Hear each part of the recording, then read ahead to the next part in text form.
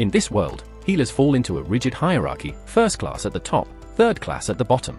But outside this ranked system lives a healer like no other, a rogue practitioner with no credentials, no allegiance, and no limits. Shrouded in secrecy and surrounded by women, he heals who he wants, when he wants, if the price is right. Our tale opens with a girl named Lily gently stirring the protagonist, Zenos, from sleep. As he groggily gets up, she's already in the kitchen brewing tea, like it's a scene they've replayed countless mornings. In this world, healing goes far beyond patching up cuts. True healers wield the power to alter destiny itself. In the land of Herszith, the rise of the kingdom is credited largely to healers, respected mags who helped carve the nation's path through their mastery of restorative arts. These elite healers are trained at the Royal Medical Institute, a prestigious center where candidates study advanced healing techniques and earn their official certifications. But not everyone follows this clean-cut route. Hidden in the heart of Herszith is one healer who stands apart, unlicensed, untaught, and undeniably talented. That healer is Zenos. In the next scene, we find him wrapping up a session with a grateful client. After receiving his payment, Zenos waves off the thanks, telling the man that as long as the fee is paid, he'll take care of anyone. With the patient gone, Lily asks whether he's going out for visits. Zenos nods, assuring her he'll return before night. Lily smiles warmly, promising that dinner will be ready when he gets back. Once he steps out, she turns her attention to preparing the evening meal. While she cooks, a woman named Carmela drops in for a visit. Lily apologizes for the food not being finished yet, and Carmela leans over the pot to see what's cooking. It's stew. Carmela already seems hungry, but Lily gently insists she's got everything under control. After all, she adds with confidence, she's the one Zenos will marry. Carmela smirks and casually strolls off to her room, deciding not to argue. Before long, Sophia arrives at the clinic looking for Zenos. Lily tells her he's out on appointments. Sophia chooses to wait anyway, disappointed that she came early hoping for some one-on-one time. Her plan, however, wasn't so unique. Soon, Linga arrives with the same idea in mind. Lily repeats the same message to her, and Linga pouts, visibly upset. She'd planned to spoil Zenos with affection and was even looking forward to cuddling him. Sophia suggests Linga just go home, but the foxtail girl refuses and insists she'll wait too. Tension rises as they start to argue, but Lily cuts in. In a calm yet stern voice, she reminds them both that she's the one who's supposed to be waiting for him, not them. Right then, the front door bursts open as Lou storms in, claiming she's there for some fun with Zenos. Lily informs her of his absence and tells her to fix the door she nearly tore off its hinges. Lou does as asked, then steps inside, surprised to find the others already gathered. With a grin, she quips that maybe Lily's cooking lured them all here. But the others quickly reject that idea, making it clear that she's the only one who'd show up just for the food. As the stew reached its final stage, Lily stirred in a special blend of herbs with a soft smile. Turning to the others, she mentioned they'd wait for Zenos before digging in, and invited everyone to gather around. No one objected, and Lily looked forward to the shared meal. But before joining them, she stepped outside to bring in the laundry, leaving behind the rich aroma of the stew that was already testing everyone's patience. Lou and Linga exchanged a glance, one of those silent agreements that said, just a little taste won't hurt. In no time, they were sneaking into the kitchen, spoons in hand. One taste led to another, and before they realized it, they couldn't stop. They kept insisting they were only sampling it, but even Sophia could see through their excuses. She warned them that Lily would go ballistic if she found out, but after inhaling the scent herself, Sophia's resolve crumbled. Meanwhile, Lily was outside, humming and folding clothes beneath the afternoon sun, unaware of the chaos erupting in her kitchen. Back inside, the girls finally noticed the pot was empty. Panic set in, and they all started pointing fingers. In desperation, they decided to feign ignorance. Eventually, they accepted that pretending wouldn't help, so Sophia suggested they make a new batch. Just as they began whispering about what ingredients to use, Lily walked in and spotted them huddled around the empty pot like they'd just committed a felony. Jump to dinner, everyone sat at the table, stiff and silent. Lily didn't raise her voice. Her glare was punishment enough. When she quietly asked what happened, the truth spilled out immediately. One blamed the irresistible smell, another said it was muscle memory, and soon enough, they were bickering all over again. Lily sighed and warned them that if they kept it up, Zenos would be truly upset. She expressed disappointment, saying she'd hoped they could enjoy the meal together. The girls quickly apologized and offered to help cook. But Lily admitted she only had enough ingredients for one meal. At that moment, Carmela stormed in, furious to find her stew devoured. Linga quickly apologized, and the rest followed. Carmela demanded to know how they intended to make it right, half joking that she might need to devour their souls for compensation. Lily stepped in, insisting they go out and collect the missing ingredients, and the girls agreed without hesitation. As they scrambled to fix things, Lily realized she'd also used up the last of her secret spice blend. Carmela lingered and raised an eyebrow, asking if Lily wasn't angry about the whole incident. Lily gave a small shrug and said it wasn't worth getting too upset over, earning a stare from Carmela, who couldn't believe her patience. Carmela teased that if they touched her wine too, she might have laid a curse on them. Lily gave a nervous chuckle, unsure if she was serious. Still, her thoughts drifted to whether she'd even managed to finish cooking before Zenos returned. Elsewhere in town, Zenos was walking through a quiet street when he noticed a young demi-human girl clutching her stomach. Moments later, a man arrived, calling her his slave. He angrily demanded to know why she had run off. She explained that she'd been sick and went to a clinic, but they denied her treatment because she had no money. Enraged, the man dragged her away like she was nothing more than property. He hauled her all the way to a graveyard and dumped her on the ground. He sneered, saying the place suited a creature like her and completely missed the moment her spirit snapped. He kicked her again, yelling at her to start digging and find something valuable, ignoring her pain and desperation. As he turned to walk away, she suddenly lashed out, her body overtaken by a fierce spirit. She struck him, drawing blood. Terrified, the man stumbled back, only to crash into Zenos. Panicked, the man begged for help, claiming his slave had gone mad. Zenos stood calmly, telling him to move aside. As the man pointed at the girl, Zenos asked what he had done to her. The man responded that he only told her to get back to work, but when Zenos asked what kind of work, the man hesitated, lying and calling it simple farm labor. The man suddenly changes his tone, groaning about his injuries and pleading for medical assistance. He even tries to bribe Zenos into stopping the enraged girl. Just then, the possessed slave lunges toward her master, but Zenos steps between them, shielding the noble. Calm but firm, he questions her fury. In response, she hurls rocks at him, which he evades effortlessly. The noble, clearly impressed, urges Zenos to eliminate her, but he refuses, stating that a healer's role is to save, not destroy. The noble then reveals his high status and cynically notes that if the chaos continues, he may not survive, but he can always purchase another slave if this one dies. Ignoring the noble's callousness, Zenos declares his unwavering intent to save every life he can. The slave charges at him, this time hurling a massive stone. Drawing on a hidden power, Zenos smashes it with a single strike. The noble stares, dumbfounded, wondering what kind of healer could possess such strength. Without pause, the girl resumes her attack, moving with unnatural speed. Zenos realizes she might be something far beyond a mere demi-human. She swipes at him with her claws, but he erects a barrier just in time. Her own force injures her, yet she fights on, hate burning in her eyes. That's when Zenos begins to suspect she's under the influence of a malicious entity. As she closes in, she bites down hard on his shoulder. In that surreal moment, he's startled by the realization, spirits can not only possess people but seemingly converse and act on emotion. Steeling himself, he channels healing energy into her, targeting the physical wounds while simultaneously purging the dark presence from her soul. Even as he works, he wonders what kind of backbreaking labor could make someone so vulnerable to possession. Once he finishes, he quietly mutters that his workday is over. The noble watches in disbelief as the girl's crushed foot is fully healed. Panicked, the noble begs for treatment too, reminding Zenos that healing is his duty. Zenos, calm and detached, says he's done for the day and suggests coming back tomorrow. The noble protests, he might not live that long. Pushing for immediate care, he's met with a warning, the price won't be cheap. Frantic, the noble offers all the money he has, insisting it should cover the cost. But Zenos shakes his head. The amount falls short. The noble complains that it's already above market rates and threatens consequences if this is illegal, only for Zenos to bluntly admit he's an unlicensed practitioner. Stunned, the noble stammers at the revelation, and Zenos dryly adds that it's a shady business, akin to grave robbing. The noble pretends not to understand, but Zenos sees through the act. He demands the girl's ownership papers to complete the payment. The noble, uncaring, agrees and accepts the deal before leaving after his treatment. When he's gone, the girl stirs awake, disoriented. She's surprised to find Zenos hovering nearby, her body aching. She asks who he is, and he plainly states his name and that she now belongs to him. He asks her name in return, and she quietly replies, Tilly. Zenos tells her to undress, explaining that he paid a great deal for her and needs to assess her physical health thoroughly. Though hesitant, she complies, realizing resistance is futile. As he examines her, he discovers a blockage in her bile duct caused by gallstones and serious inflammation. He reveals that he had suspected something was wrong, her jaundiced complexion had tipped him off, prompting him to follow her. In seconds, he uses his abilities to heal her. Stunned, she asks what he just did. Calmly, he explains that he opened her up, removed the gallstones, and sealed her back, all without a trace. She's dumbfounded, there were no incantations, no runes, and not even a scar. He acts like it's routine, claiming any healer could do it. She immediately disagrees, saying most definitely could not. Moved, she sincerely thanks him, unsure how she'll ever repay him. He then mentions he has a favor to ask. Without hesitation, she agrees, eager to return the kindness. He shows her a sketch of an herb and asks if she can find it. She says yes and offers to guide him. Not long after, she locates the exact herb, which turns out to be the same one Lily had used earlier in her cooking. When he thanks her, she dismisses it, saying it was no trouble, though she admits she was expecting a much different kind of request. Zenos informed her that her role was finished, but she didn't feel satisfied with her contribution. He disagreed, explaining that he only accepts rewards equivalent to the effort he puts in. She still didn't believe she had done anything deserving of his help, but he assured her otherwise.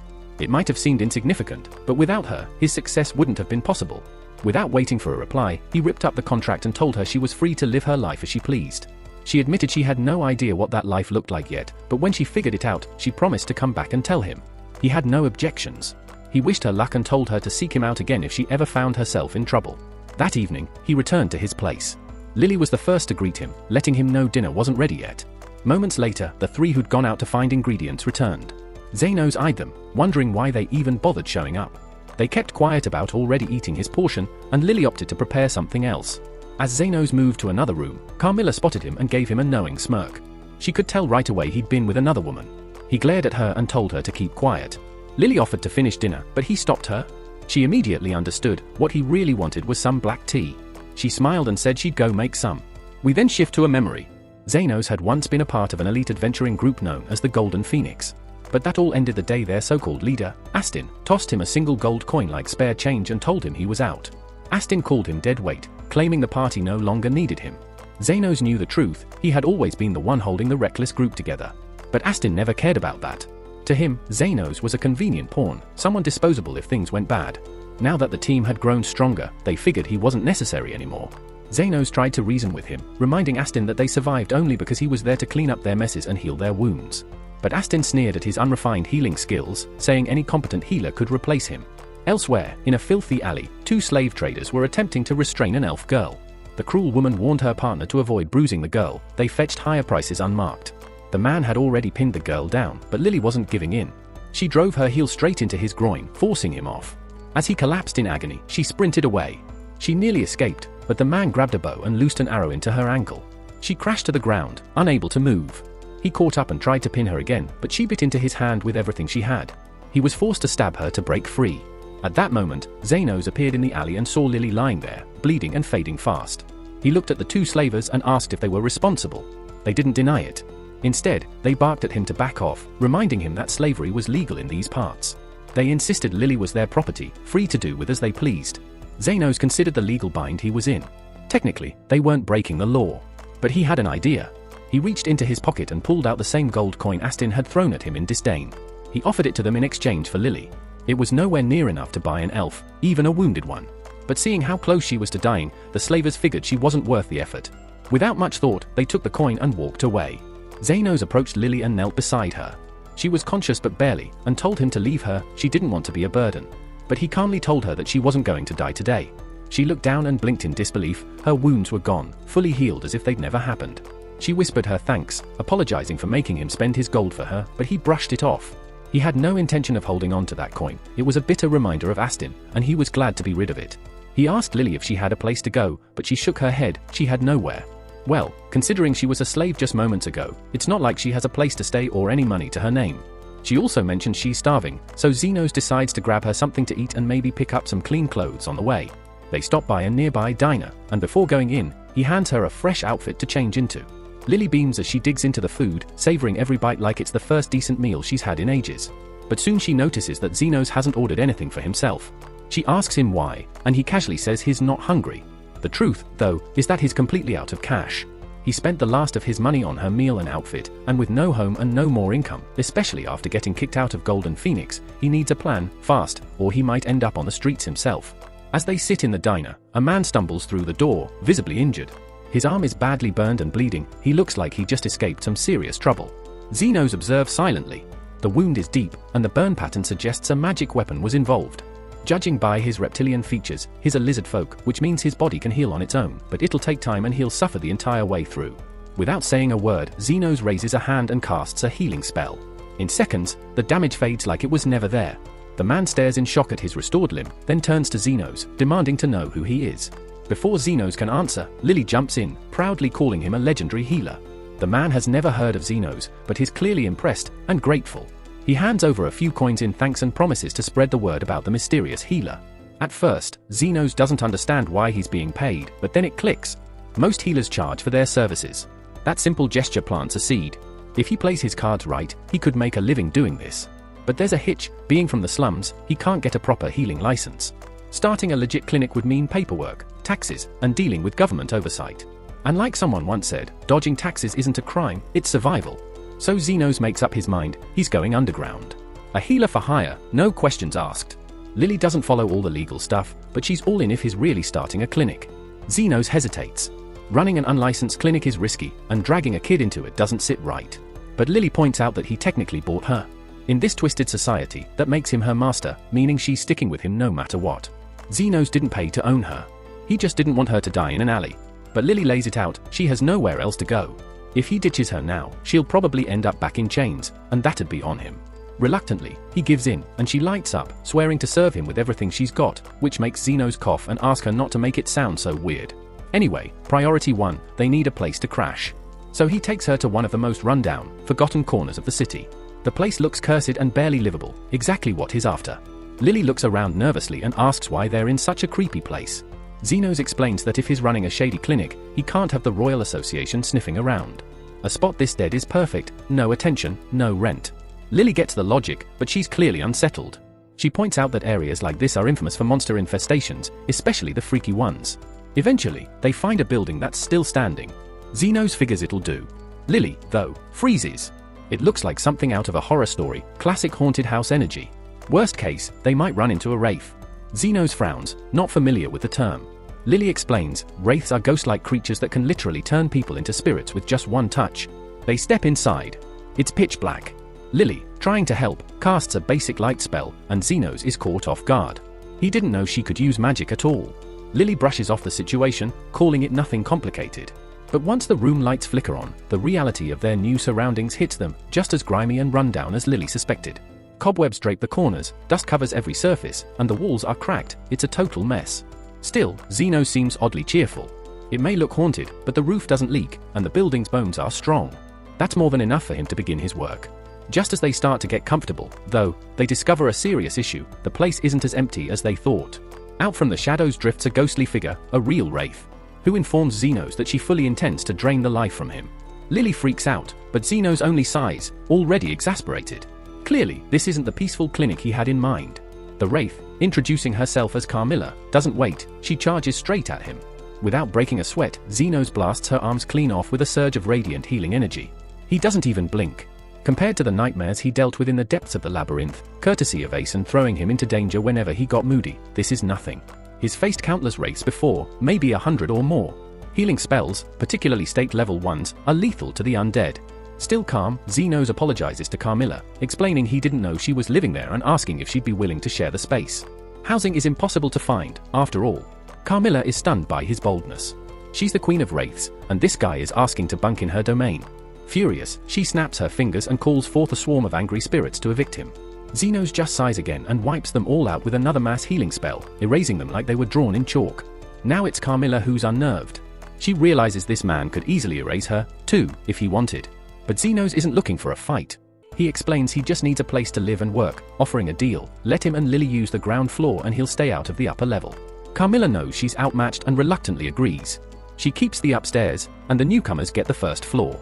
Zenos is satisfied. Lily, on the other hand, isn't sure who's scarier, the ghostly queen upstairs or the unshakable healer she works with. By morning, Lily's itching for something to do. With no patients yet, she offers to advertise their services, but Zenos shuts the idea down fast.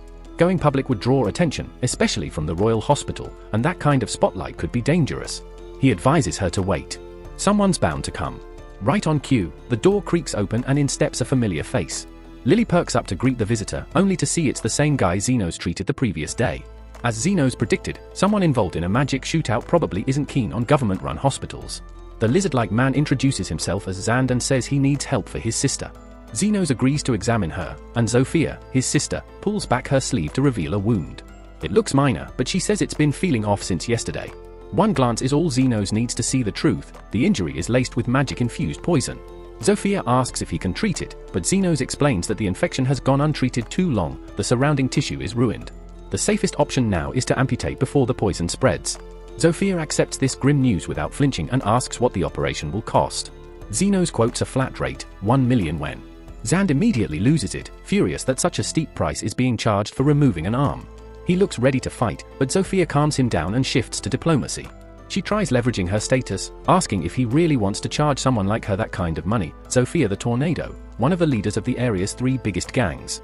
Zenos knows who she is, but it doesn't change his stance. He doesn't work for free, especially not when it involves regenerative healing. That makes Sophia pause. She's never heard of someone regrowing entire limbs. Zenos is surprised she hasn't. He assumed it was common knowledge. He learned all his healing spells on his own, so he never really picked up what was considered normal. But that's not important. He asks if she wants him to go ahead. Sophia nods, ready for the procedure. She lies down while Zenos prepares for surgery. He forms a scalpel made entirely of focused magical energy, a shimmering blade that hums with power. Sophia eyes it warily, having never seen anything like it, but Zenos assures her it's safe. It's incredibly sharp, completely clean, and tailor-made for surgical precision. Once again, he's baffled why no other healers use such a tool.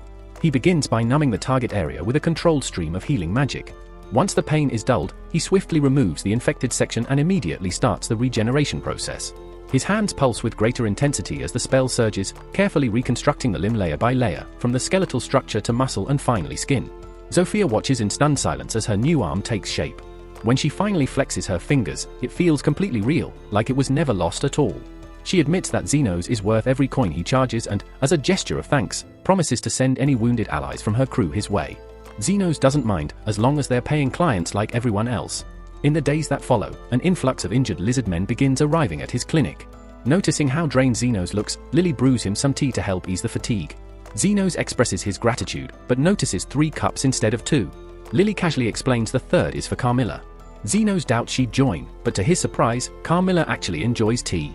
As the 3 of them sit in rare quiet, Lily brings up the rising number of injured lizard men and wonders aloud what might be causing it. From the types of wounds he's treated, Zenos suspects an ongoing turf conflict between rival factions. Almost on cue, the clinic's door is violently kicked open. A group of werewolves storms in, led by a fierce woman named Linga, who wastes no time declaring her intent to kill Zenos. She's been battling the lizard men for days, and no matter how many fall, they keep coming back stronger, thanks to Zenos' healing. So she wants to cut the source off entirely. Zenos calmly responds that he doesn't take sides and has no interest in turning his clinic into a war zone. Linga doesn't care. She's already signaled the attack. Her crew charges, but Zenos' barrier magic renders their assault useless. Every blow bounces harmlessly off him like twigs hitting stone. Frustrated, Linga turns to smashing the clinic itself, a serious mistake. Because while Zenos runs the clinic, it's also Carmela's home. And if there's one rule that cannot be broken, it's damaging her domain. The second she appears, the werewolves freeze. Facing a wraith, especially the Wraith Queen, is a death sentence. Carmela nearly turned them to ash, but Zenos intervened. He reminded her it was still a place of healing, not slaughter, and asked her to let them go if they fixed what they broke. She gave them a glare that could curdle blood but eventually backed off and returned upstairs. Seeing how even someone like Carmela listened to Zenos, Linga's entire demeanor changed. She dropped to her knees, begged for mercy, and swore to fix the clinic and control her people from now on. The very next day, an orc arrived at the door with a message. Lu, the orc leader, requested a meeting with Zenos in person. Zenos wasn't shocked, he had already dealt with 2 of the faction heads. Lu, a powerhouse among orcs and ogres, had built an empire mining magic stones with brute strength alone. He wasn't thrilled to deal with her, but figured if he settled things with Lu, no one would challenge his clinic again. Before leaving, he asked the orc if Lu was the kind of person who could be reasoned with. The orc swore Lu was the most wise and noble individual he'd ever met, which sounded promising. Still, Zenos wondered why Lu hadn't just come herself. When he asked, the orc said she wasn't physically able to move at the moment. That raised alarm bells, so Zenos didn't waste time and followed him immediately. They traveled deep into a cave system, where Zenos finally met Lu. She welcomed him cordially, but before proceeding, he asked how she'd even heard of him. Lu laughed and said the lizard men and werewolves had been bragging non-stop about their miracle healer, even though they were supposed to keep him secret. Clearly, his time as a back alley medic wasn't going to last much longer at this pace, but that was a problem for later. Lu had heard whispers that Zenos could mend any wound for a price, and now she was here to see if the rumors held weight.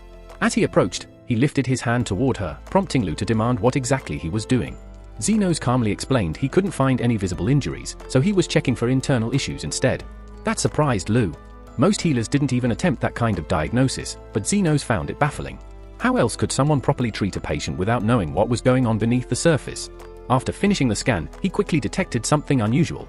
Deep within her abdomen, he sensed a dense cluster of mana. It was likely a mana stone.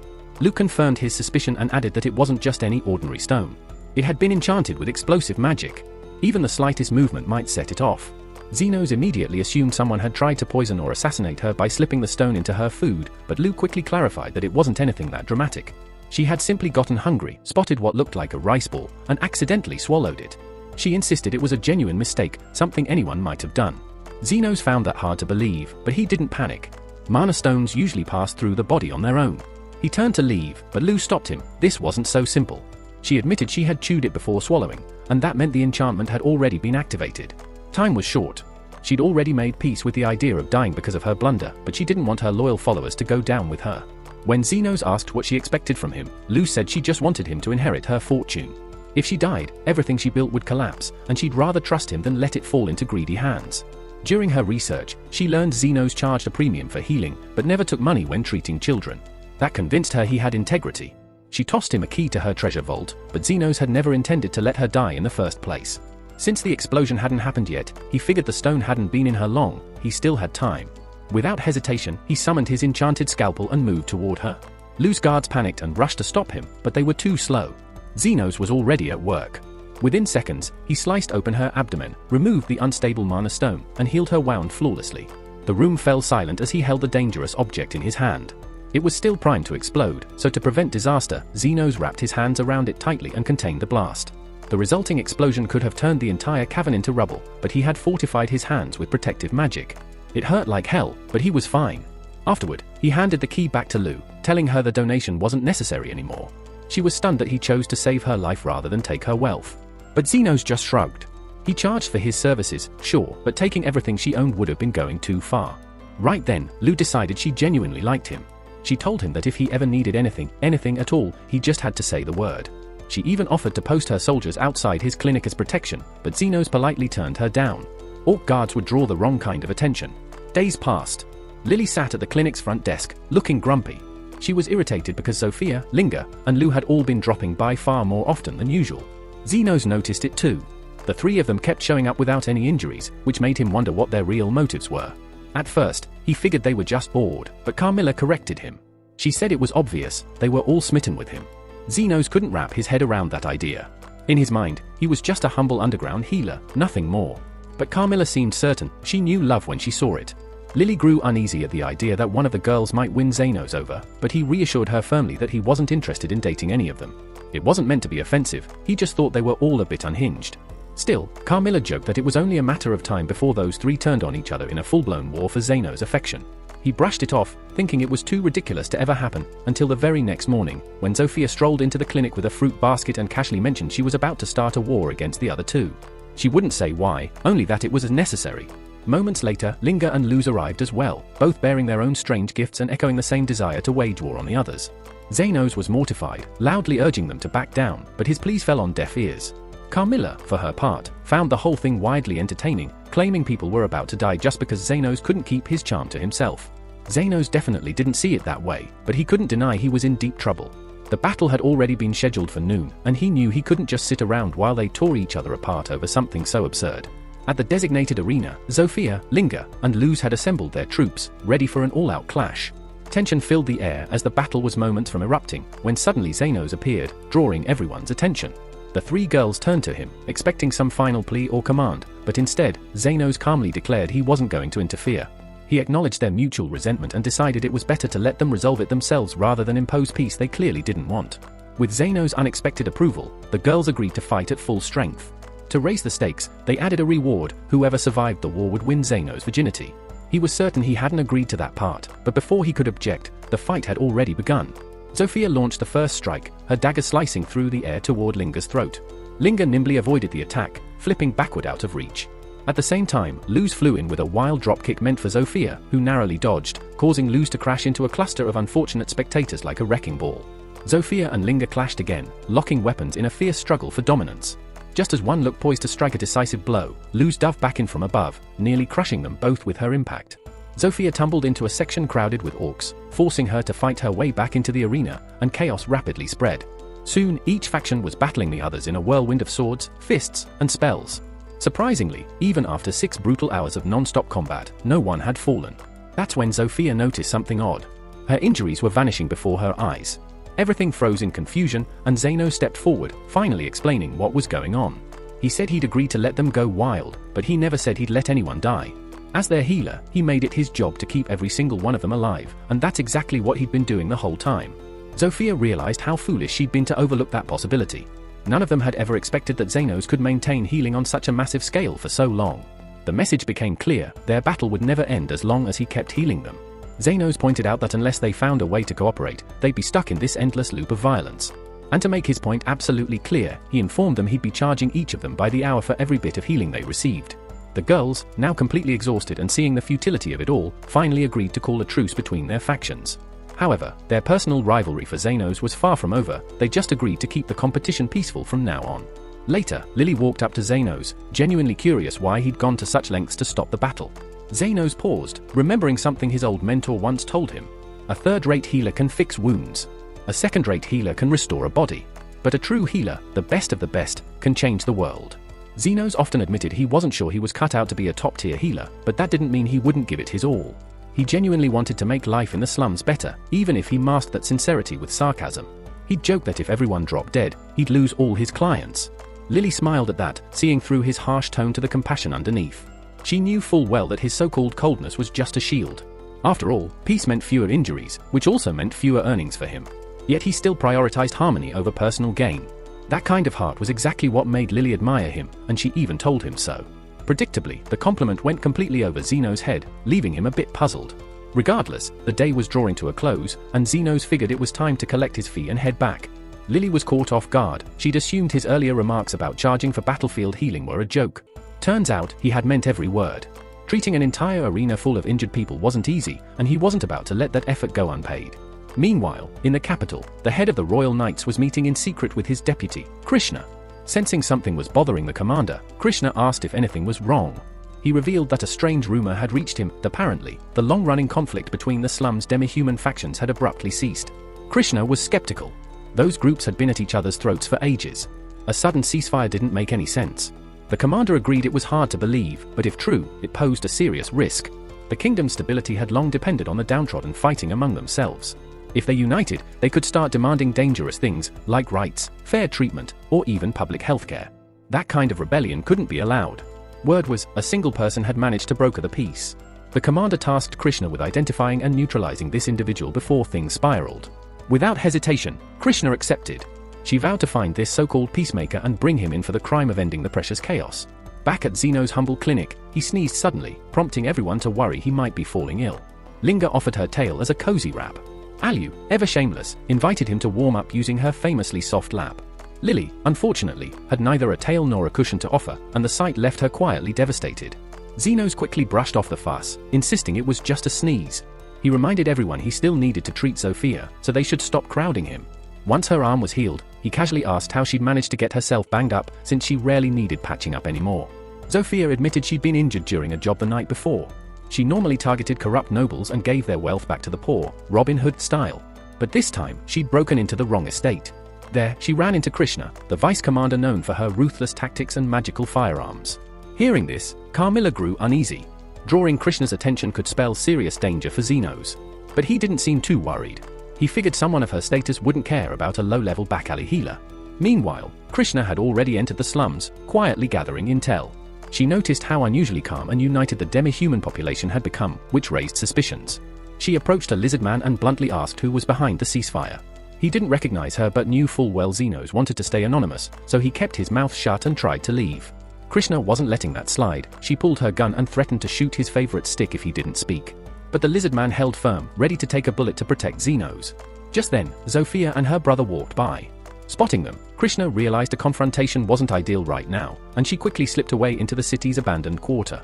While wandering, she stumbled upon Zenos' clinic by accident and decided to ask for directions back to the main city. Zeno kindly offered to help, but just as he was about to do so, Lily entered the room carrying some tea. When Krishna saw Lily's elf ears, her expression darkened immediately. Without hesitation, she pulled out her magic fire gun and shot a blast straight at Zenos' head. Lily was stunned by the sudden attack and couldn't believe Krishna would shoot Zeno like that. Krishna, however, defended her actions, claiming she had a valid reason. In addition to her main mission, she was investigating a series of recent kidnappings in the area, and seeing a human like Zenos with an elf like Lily, Krishna immediately assumed Zenos was involved in the kidnappings. She acted on instinct and fired. Lily, however, quickly corrected her, revealing that Zeno had adopted her and that she was living there willingly. Realizing she might have jumped to conclusions, Krishna took a moment to reconsider. It did seem odd that someone as cheerful as Lily could be a kidnapping victim. Fortunately, Krishna had used non-lethal bullets, so she was fairly sure she hadn't killed Zeno, though he might have been knocked unconscious by the blast.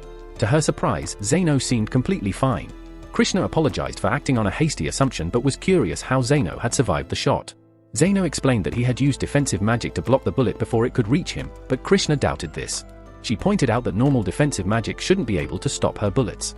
Zeno, unaware of what Krishna was getting at, simply stated that his magic was ordinary in nature. However, Krishna, with her vast experience as the vice commander of the Royal Knights, recognized the defensive spell. It was the same kind of shield used by Grand Sorcerers. As soon as she mentioned her position in the Royal Knights, both Zeno and Lily grew tense, understanding that her presence could bring them trouble. Still, Krishna had something she wanted from Zeno. Trying to avoid further conflict, Zeno agreed to talk with her but discreetly warned his clients not to visit while Krishna was present. The three sat down together, and Krishna explained that she was on a covert mission and needed Zeno's help. Zeno initially refused, but Krishna argued that it was the duty of every citizen to assist the knights. Given her volatile nature, Zeno figured refusing could lead to another bullet, so he reluctantly agreed. Krishna then revealed that her mission was to locate and arrest a specific individual. She didn't have a name or description, but she was after the mediator responsible for ending the conflict between the factions. Zeno choked on his tea as he realized that the person Krishna was after was none other than him, though he kept his composure and calmly asked why she was pursuing the mediator. Krishna explained that the knights could not ignore someone with the power to bring peace between the factions. When she had tried to gather information from the locals, they refused to talk, even under her threats. Krishna believed that if the people in the slums weren't willing to betray the mediator, it meant he must be a dangerous figure who needed to be stopped. Zeno tried to reason with her, suggesting that the mediator could be deliberately keeping a low profile, and that if she left him alone, the mediator wouldn't cause any problems.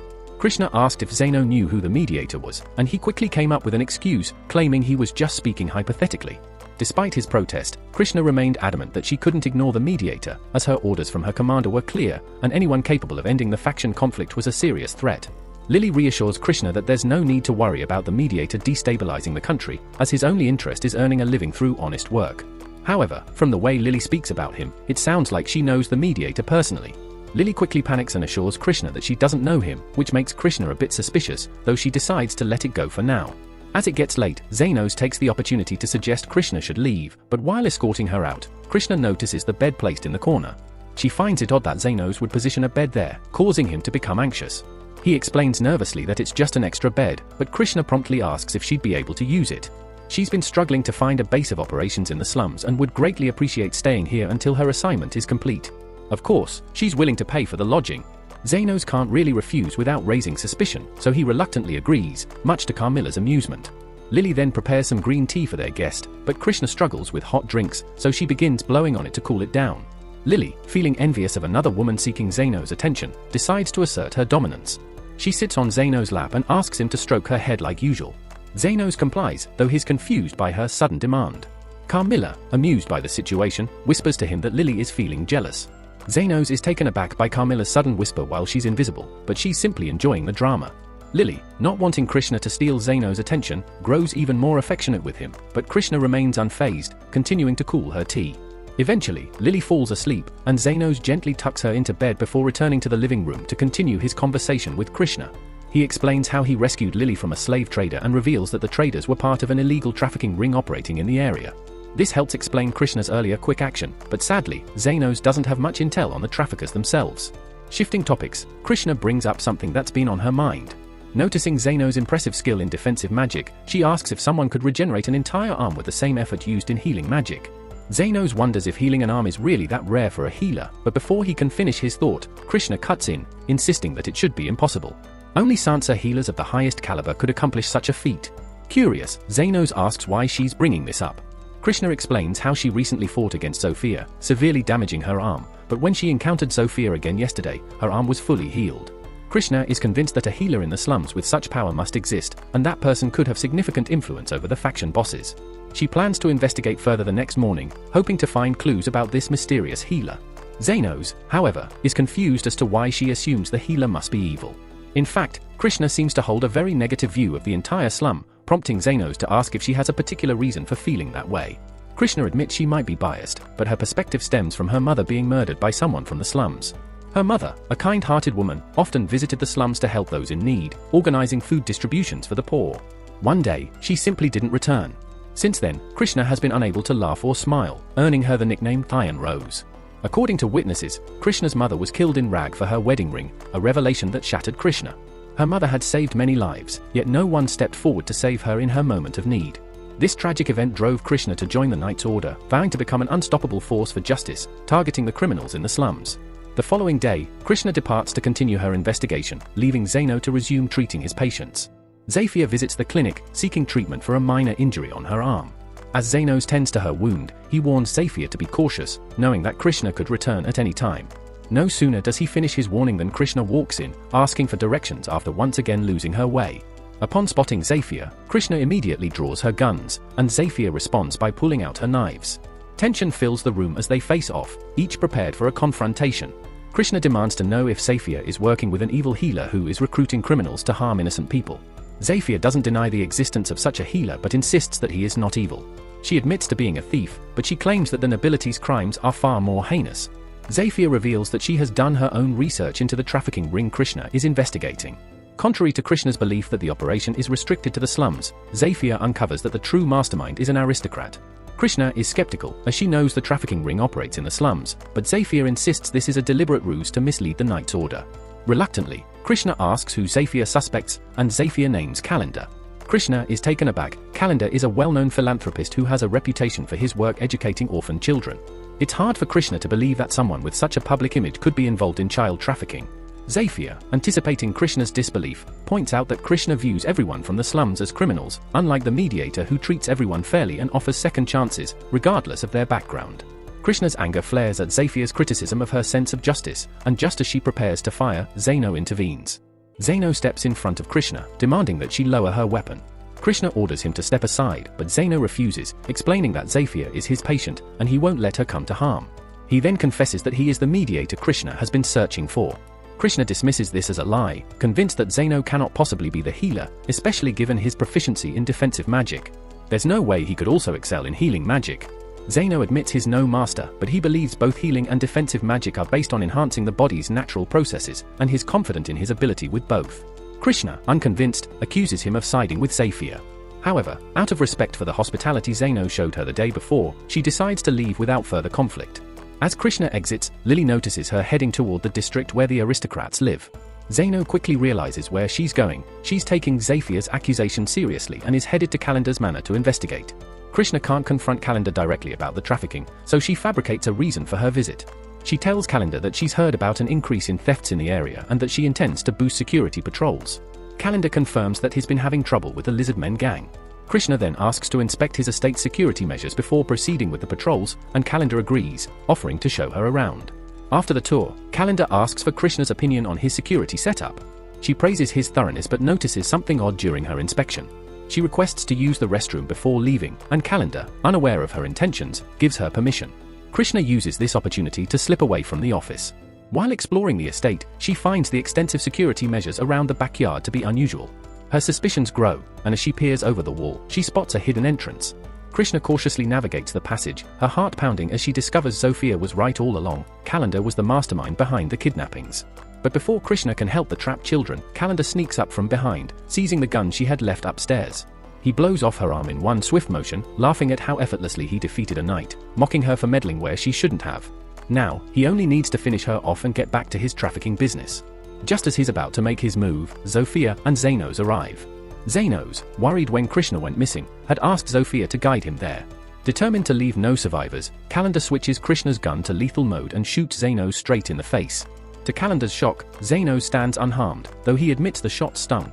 Panic surges through Calendar as he tries to flee, but in his haste, he drops the gun. Zenos quickly grabs it, and Calendar begins pleading for mercy. Luckily for him, Zenos sticks to a no-kill policy. However, Zenos has no such rules against causing pain. He sets the gun to non-lethal and fires, knocking Calendar unconscious.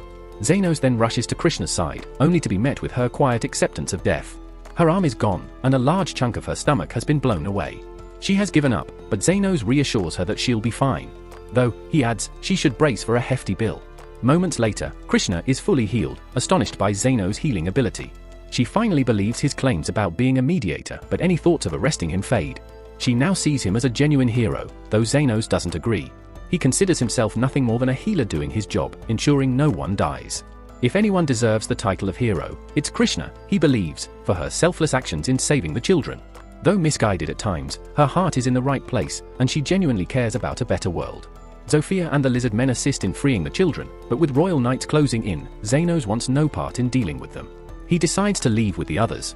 However, before he goes, Krishna stops him, curious why he saved her despite her being an enemy. Zenos turns back with a grin, explaining that he wanted to make sure she paid her outstanding bills.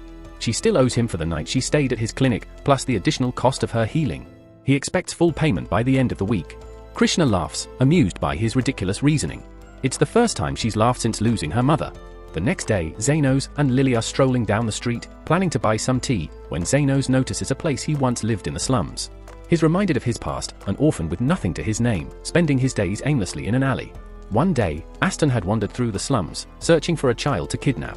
Frustrated with his lack of success in finding the right one, he notices Zenos and decides he's the perfect candidate. Aston approaches him, offering a polite but false kindness. Aston's proposition is simple: Zenos is poor, jobless, and starving, so why not join him on an adventure? Despite the apparent kindness, Zenos hesitates, knowing that people from the slums rarely make it as adventurers. But Aston reassures him that with the right skills, anything is possible. He then asks Zenos if he has any skills. Zenos, unsure of how else to answer, admits he knows some healing magic. Aston is highly skeptical, since healing magic usually takes years of study at the Royal Academy. However, Aston doesn't care whether Zenos truly knows healing magic. He intends to use him as a distraction if things go wrong. Once Zenos agrees, Aston leads him into the forest, where the two face off against a wolf monster. During the battle, Aston takes a minor injury, prompting Zenos to use his healing magic. Aston then charges at the wolf, and Zenos amplifies his speed with more magic, enabling Aston to effortlessly decapitate the wolf in a single strike. However, Aston doesn't notice his injury being healed or his newfound speed, thinking Zenos is useless and attributing the success solely to his own strength. After years of tolerating Zenos, Aston expels him from the party, and Zenos' path since then is revealed. Meanwhile, Aston's group is not doing as well.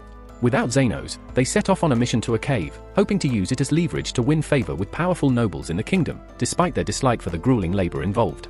Yume informs the group that the quicker they finish, the sooner they can return to the inn and resume drinking. Andres, excited, knows that women always flock around the Golden Phoenix group, thanks to their fame for completing missions and defeating magical creatures without injury.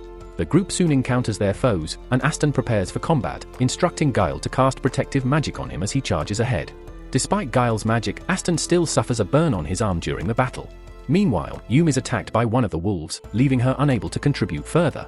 Aston orders Andres to cast offensive spells, but Andres struggles to complete the incantation and is struck by a fireball mid-spell. Aston, stunned, wonders if his group has always been this incompetent. Realizing they won't win, he orders a retreat. Once outside, Aston questions why his team is struggling against monsters of only B rank. Andres points out that he didn't perform any better, and Guile wonders if Zenos might have been telling the truth about healing them. Aston dismisses the idea, believing someone like Zenos couldn't possibly master healing magic. However, he reluctantly considers recruiting a healer. A few days later, after recruiting a healer named Yuman, Aston learns she's not skilled in battlefield healing. She only provides healing in the capital but agreed to accompany them since she holds an adventurer's license. Aston refuses to explain why they need a healer, telling her to mind her business. Guile then asks Yuman about his own condition, as he was severely injured during the previous battle. Yuman confirms he will survive but notes his wounds were critical enough that he won't be able to continue adventuring.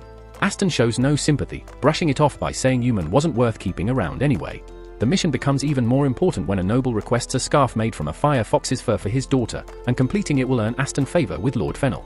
Aston is willing to risk his life for the scarf, but his plan quickly falls apart when the wolves ambush the group unexpectedly. Aston retaliates and orders Guile to cast defensive spells, but as Aston attacks, he fails to land a single blow on the wolves. They launch for fireballs at him, and though he deflects 3, the 4th strikes Andres in the stomach, knocking him out cold. Aston swings wildly at the wolves but is interrupted when Yuman shouts for a retreat due to Andres' critical condition. Aston, frustrated, demands to know why Guile failed to protect Andres with defensive magic once they're outside. Yuman acknowledges that Guile's defensive spell was crucial, noting that without it, Andres would have been killed by the blast.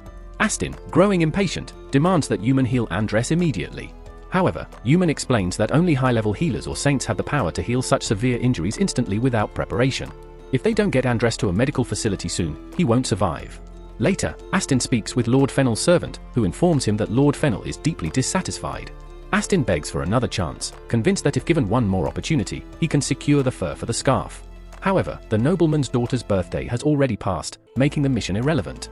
Lord Fennel's disappointment runs deeper than just the failure of Golden Phoenix, it stems from Aston's repeated promises of success. Had Aston been honest about the mission's impossibility earlier, the Lord would have understood and chosen another gift. Instead, Aston tries briefly to blame Zenos, but then realizes Zenos wasn't officially part of the team, so he can't be held accountable. Reluctantly, Aston bows and apologizes for the fiasco, hating every moment of it. He vows to make things right, but Lord Fennel's servant questions how he plans to do that when half of his group is nearly dead. Aston confidently replies that he will recruit replacements to offset the losses and ensure the next task is completed successfully. Afterward, as the servant leaves, Guile asks if it was wise to make such promises when they currently have no recruits. Aston dismisses the concern, stating he has a plan. Though he doesn't believe Zenos is particularly valuable, Aston recognizes that the team functioned better with him. He's convinced Zenos would rejoin Golden Phoenix, despite how poorly he was treated. The next day, Aston and Guile venture into the slums to find Zenos, but without knowing where to start, Aston decides to employ the 3 faction bosses for help. He figures they'll agree, since low-class people like them are always looking for money. Soon, Aston has a lizard man guide him to Sophia, hoping to hire her services. Sophia is uninterested, but she agrees to listen since he's offering payment. Aston introduces himself as the leader of Golden Phoenix and explains his searching for Zenos, who arrived in the slums 2 months ago. Sophia is surprised, recalling how Zenos had shared that Aston had kicked him out of the group. She's astonished that Aston would be foolish enough to seek out Zenos now and tells him to leave, as Zenos has far more important matters to deal with than entertaining him. In fact, just seeing Aston disgusts her? Offended, Aston considers attacking Sophia but quickly realizes that doing so would end badly for him, so he decides to back down. Undeterred, he goes to Linger's faction next, but upon learning who Aston is, Linger immediately tells him to leave. She reveals she considers Zenos a friend and warns Aston that if he even thinks about causing trouble, she could kill him multiple times before he could react. Aston tries once more, this time approaching Liu for help. However, she, too, rejects him and threatens to crush his skull if he bothers Zenos again. Defeated, Aston and Guile leave Liu's cave, and Aston is left stunned, unable to comprehend why all the faction bosses care so much about Zenos. He tries to convince himself that they must be talking about some other person named Zenos, because there's no way the Zenos he knows could have such influence in this place. As fate would have it, Guile notices Zenos walking down the street with Lily. The two had just finished running errands for the day and were about to head home when Aston suddenly calls out to Zenos. Zenos is surprised to see Aston and Guile again, though he's far from pleased. Without saying a word, he starts to walk away. Aston stops him and loudly announces that he came specifically to welcome Zenos back to Golden Phoenix. Before Aston can even finish, Zenos rejects him flat out. Aston is stunned by the rejection, convinced that Zenos would jump at the chance to return to their party, but Zenos wastes no time listing off the mistreatment he faced under Aston. Poor working conditions, insulting pay, and no respect. Zenos sees no reason to rejoin Golden Phoenix, but if Aston is truly desperate, Zenos suggests he could help on a few missions, assuming he's free. However, this time Zenos isn't willing to work just for recognition. He demands payment, 50,000 for minor healing and 1 million for major healing services. On top of that, Aston would need to pay separately for defensive spells and buffs. If Aston can't meet these demands, Zenos has no interest in continuing the conversation and starts walking away again. Aston, deeply insulted, draws his blade and attempts to strike, but before he can even get close, Krishna blasts him back. She tells Aston that it's incredibly foolish to attack in front of a royal knight. Krishna had actually come to find Zenos herself, but due to Aston's aggression, she's now obligated to arrest him. Aston quickly points to Guile, claiming that it was him who forced him into the attack, and then flees, clearly terrified of being imprisoned. After the chaotic scene, Zenos and Lily return home. Not long after, Sophia, Linger, and Liu arrive with some unsettling news. They inform Zenos that Aston tried to hire them to track him down. Though they all turned him down, Sophia is worried that Aston might keep pursuing Zenos. If he decides to approach the underground guild, he might be able to hire an assassin out of spite. However, assassins usually come with a hefty price, and considering Aston couldn't even gather a proper party, it's likely he's broke. Still, Sophia remains uneasy. She's heard troubling rumors about a mysterious figure known as the Guide, a member of the underground guild who takes assignments for free under certain conditions. If Aston manages to get the Guide involved, Zenos could be in serious danger. Later that night, unable to sleep due to the lingering tension from his encounter with Aston, Zenos is joined by Carmela, who comes downstairs to keep him company out of concern. While they talk, Carmela asks if it's true that Zenos learned healing magic in the slums. Zenos explains that his first experiment with healing magic was an attempt at resurrecting a corpse, after which healing magic simply came to him. Carmela remarks that resurrection magic is forbidden, though Zenos defends himself, explaining he had no idea about the ban when he first tried it. On the subject of forbidden magic, Carmela recalls something about artificial life from her time. During the Demon Lord's reign, golems created using forbidden magic were a frequent weapon in his wars. As they continue talking, Zenos hears a commotion outside, and Carmela volunteers to investigate. To her shock, she discovers that a large portion of the slums is burning, with a rampaging golem causing destruction. And that wraps up episode. Be sure to subscribe if you don't want to miss what's coming next. Turns out Aston really was that spiteful because he actually tried to get Zenos killed. But since he was flat out broke, hiring a real assassin was off the table. Instead, someone pointed him toward a shadowy figure known only as the Guide. The Guide said he'd think about doing the job pro bono, but only if Aston gave him the full rundown first. So Aston spilled everything, ranting about all the ways he'd been wronged. The Guide, halfway through the tale, just burst out laughing. Aston was a joke, pathetic, self-obsessed, and sad. Still, the idea of going after Zenos sounded entertaining, and it gave the Guide a reason to test drive one of his new toys. Meanwhile, Zenos and Carmela had just arrived in town, only to find chaos up close. Buildings wrecked, roads shredded, it was worse than they'd thought. Not long after, Linga, Lou, and Sophia showed up to beg for help. A golem had torn through their people and left a trail of wounded in its wake. When Zenos asked where it came from, they admitted they had no idea. All they knew was that it lumbered out from the far edge of the slums, but that didn't explain much. That part made Zenos nervous. If this thing came from deep within the slums, the underground guild might be involved. But there was no time for guesses. He told the others to gather the injured so he could start healing, and promised that once everyone was safe, he'd hunt down whoever was behind this and make them pay. Elsewhere, the Guide was observing the destruction from a distance. He noted the creature's power, though its speed left much to be desired. Still, for a first field test, it was doing fine. The Guide didn't know much about Zenos yet, but he was curious to see what the man would do once his allies started dying one after another right in front of him. Back in the city, Linga, Lou, and Sophia rallied their people, ordering them to track down every survivor and bring them straight to Zenos. Once everyone was accounted for, Zenos got ready to cast, but before that, he warned Carmela to stay clear of the area so she wouldn't get caught in the spell. Then he unleashed a high-level healing wave across the zone. Within seconds, people on death's edge were standing again. He told them to get out of the area immediately. Afterward, he moved through the zone himself, healing those who'd been missed. And yeah, he was pissed, dragged out of bed in the middle of the night to patch up dozens of people, all while having no idea if he'd even be compensated. One thing was for sure, the one responsible for unleashing that golem was going to answer for it. Problem was, no one knew who that was yet, or what their motive even was. The Guide stood in stunned silence, genuinely surprised that Zenos had managed to save every injured person. He had been almost certain a few wouldn't make it out alive amid the chaos. Watching Zenos in action made it clear, he wasn't just skilled, he was a masterclass healer. But even with all that talent, unless someone stopped the rampaging golem, the destruction would only keep escalating. Zenos had just finished patching everyone up, and with the area now cleared, the golem was still tearing through the district like a force of nature. Turning to Carmela, Zenos asked if there was any chance the golem might eventually lose interest and leave, but she immediately shut that down. Golems don't act on impulse, they follow orders until they're completed.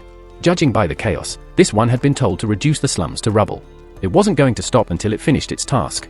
What made the situation even worse was the fact that top-tier mana stones, the kind needed to power a golem core, were believed to be extinct since the Great War. No one should have something like that anymore. Zenos had been hoping, for once, things might go smoothly. Clearly, that hope was misplaced. He couldn't just stand there while the city was reduced to dust. It had to end now. Just then, the trio from the Totally Spies universe stepped forward, offering to help him take the monster down. Zenos hesitated, warning them that he might not be able to heal them during the fight if things got dicey.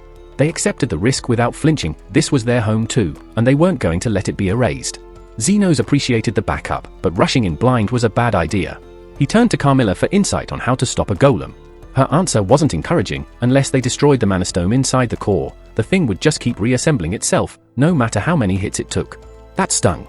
Zenos had hoped to sell the core afterward for some much-needed coin, but clearly that wasn't happening. They had no other choice. He gave the order, full assault. He'd play support while the trio moved in. Before they struck, Zenos cast an agility enhancement to boost their speed, then followed up with a power enchantment to increase their strength. The boost was enough. They managed to take out one of the golem's legs with a crushing blow. The massive enchanted stone leg exploded, sending the creature crashing to the ground. But the victory was short-lived. The instant it hit the ground, its core pulsed with light, and without missing a beat, the golem began regenerating. Then, without warning, it whipped an arm around and smacked Linga so hard she went flying through 3 buildings before finally skidding to a halt. By all logic, the impact should have shattered every bone in her body, but thanks to Zenos and a healthy dose of magic, she walked away without a single bruise.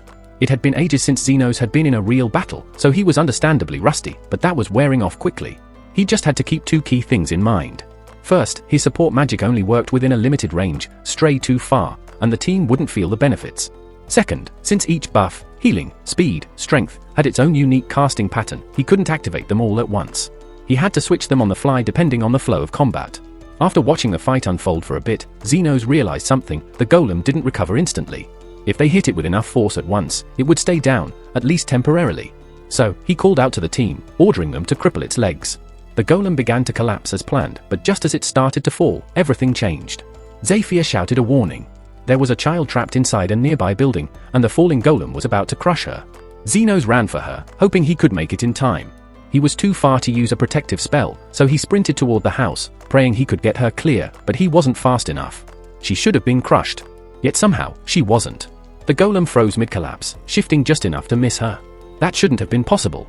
Golems weren't designed to care, and according to Carmela, they lacked the awareness to make protective choices. Something was wrong. Scanning it closely, Zenos saw it. Aston was inside.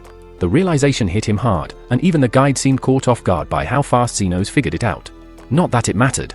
The guide wasn't concerned. Zenos learning the truth wouldn't change anything. The mana crystal he used had been defective. It couldn't power a proper golem on its own. So instead, he used a person, Aston, as the core. He'd manipulated Aston, implanted the crystal in his chest, and fused him with the golem body permanently. Now the guide watched with interest, curious to see what Zenos would do. After all that effort to save lives, could he really end one now? Zenos exhaled slowly and told the others to fall back. The girls hesitated. They were so close to winning, they didn't understand why he wanted them to retreat. But Zenos had seen the truth now. This wasn't their fight anymore. It was his alone. Even without fully understanding the situation, they trusted him. They withdrew without protest, giving him the space he needed. Alone on the battlefield, Zenos looked at Aston and said that it was time to finish what had begun long ago. Their story had started when Aston pulled him out of the gutter, but even then, it had always been about using him. Still, when he saved that little girl, something in him cracked. Zenos recalled what Guile had once mentioned. Aston's lust for wealth and power had roots tangled in pain. Back when Aston was just a boy, his sister died because he couldn't afford a healer's fee. Since then, he'd been chasing fortune and control like a man possessed. That child must have triggered the memory, reminding him of what he'd lost. Maybe that's why he reacted without thinking. It doesn't erase all the terrible things Aston has done, but it makes Zenos pause. Maybe, just maybe, there's a flicker of something human still inside him. But there was no time to dwell. Aston had gone off the rails, and Zenos couldn't afford hesitation. He drew his scalpel. Aston tried to crush him in an instant, but Zenos dodged and transformed the scalpel into a long blade, slicing both of Aston's arms clean off. The weapon released a vapor that cut into the golem's chest, exposing Aston's true body within. Zenos hated it, but he had to act. He carved a line across Aston's torso to neutralize him. The guide stood nearby, silently stunned. It was clear from the look in his eyes, he hadn't expected Zenos to strike so efficiently. Then again, given how Aston had mistreated him for years, it could have easily been revenge. But it wasn't. Zenos' cuts were precise, too clean for vengeance. He wasn't aiming to kill. He was carefully targeting the bonds connecting Aston to the golem's core. He was methodically severing them, not ending his life. As soon as the connections were broken, Zenos moved in and began mending Aston's injuries. The guide was left speechless. The sheer control it took to do this, especially after healing an entire city minutes earlier, was staggering. And Zenos? He didn't care if Aston lived or died. Whether Aston survived didn't matter to him. What did matter was accountability. Someone had to answer for the destruction, and Zenos knew Aston couldn't afford restitution. That meant keeping him alive until he gave up the name of the golem's true creator. Even if Aston was a bastard, Zenos couldn't ignore the fact that without that severance coin, Lily wouldn't have been saved. His clinic wouldn't exist. And more than that, Zenos had sworn an oath to preserve life whenever he could. Even Aston's. So he lifted his blade once more and brought it down, shattering the mana crystal and breaking Aston's bond with the golem for good. At last, the chaos ebbed. When Aston came to, the full weight of everything hit him. For the first time, he grasped how terrifyingly capable Zenos truly was.